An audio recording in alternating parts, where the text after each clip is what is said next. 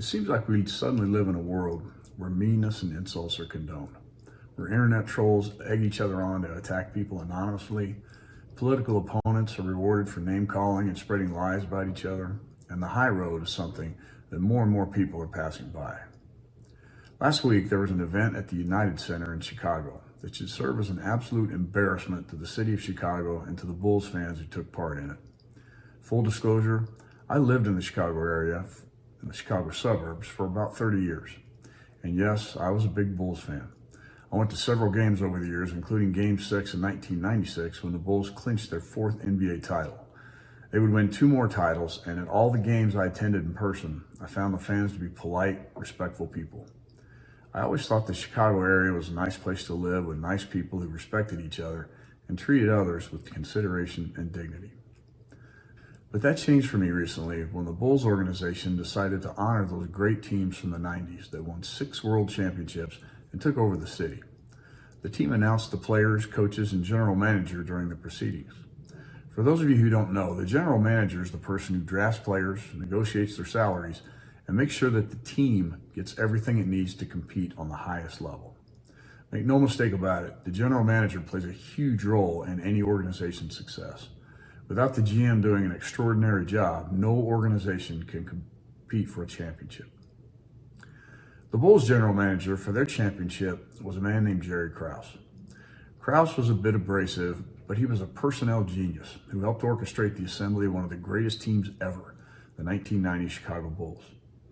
While Krause didn't draft Michael Jordan, he deftly traded and drafted pieces that Jordan needed around him to win 6 NBA championships.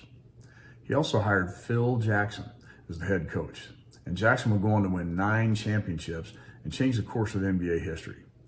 He may never have had the chance were it not for Jerry Krause. Krause was a strange-looking man, short, overweight. He didn't quite fit in with the tall, graceful players he drafted, but he wanted their approval and respect desperately. This became impossible when the greatest player of all time, Michael Jordan, ridiculed and embarrassed him by calling him crumbs for the crumbs he once saw on Krause's shirt after a hastily devoured meal. He also didn't win the lasting affection of the players when he said, "Players and coaches don't win championships, organizations do." But here's the thing. Krause, in his own way, was just as responsible for the Bulls' success as the players, and many people understood this. But because the Bulls' 2 greatest players, Michael Jordan and Scottie Pippen, despised Krause, the fans did too, and he never really received the credit he was due for building a sports dynasty. Jerry Krause died in 2017, and later that year he was posthumously inducted into the Basketball Hall of Fame.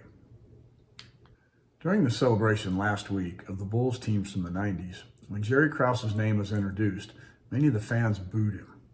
This would have been bad enough, but Krause's widow, Thelma, was there representing him, and the boos made her cry. Steve Kerr, the opposing coach on this night, and also a Bulls Ring of Honor inductee, called the booing shameful, absolutely shameful. He knows about awful sports fan behavior. When he played at Arizona, fans from Arizona State taunted him about the death of his father, Malcolm, a college professor who was assassinated the previous week in Lebanon by Middle Eastern terrorists. They screamed things like PLO, PLO, and "Where's your dad?" at Kerr while he was on the court. There's an old saying that my wife and I love. Just because you can doesn't mean you should. If you knew you could get away with any act, would you act honorably? Would you do the right thing? Most of us say we would, but would we really? I read that recently that dozens of city employees in Chicago lied so they could get fraudulent PPP loans during the pandemic. Wealthy people cheat on their taxes all the time and then donate to politicians so that the IRS remains underfunded and understaffed and therefore can't get all the tax cheats, costing this country billions of dollars every year. You might tell your kids to act charitably, but when they see you keep something that doesn't belong to you or say things like, "I'm taking care of number 1 first," that doesn't send a good message.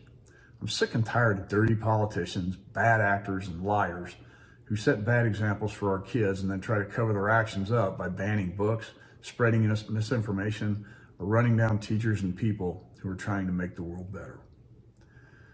Some people in the world are just mean. Maybe someone did them dirty a long time ago and they're just paying it forward. Some people are just selfish or lazy and don't want to take the effort to help somebody or to just be a kind person. Whatever way you slice it, Mean people just suck. The people in this world who are kind and considerate consciously make that way of life their mission. So the next time you're tempted to yell at an innocent store clerk, an employee, or that guy who cuts you off in traffic, think about what kind of person you want to be. Of all the things in this world you can be, the best thing is to be kind. As always, take care of yourselves. Thanks for watching, and I'll talk to you soon. Love you guys.